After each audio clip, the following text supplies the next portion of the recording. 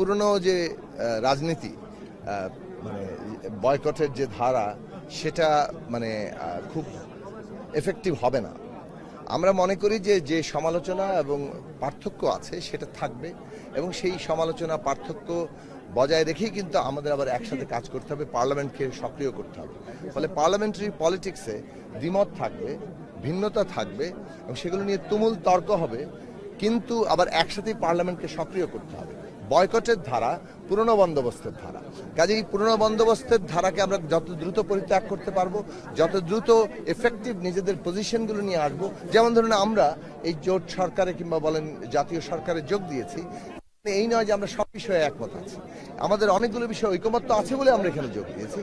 আমাদের এই যে ঐক্য এবং বিরোধের জায়গাগুলোর মীমাংসার পথটা তৈরি করা, পার্লামেন্টকে কার্যকর করে, সেটাই কিন্তু গণতন্ত্রের পথ। সেই পথটাই নতুন রাজনৈতিক বন্দোবস্ত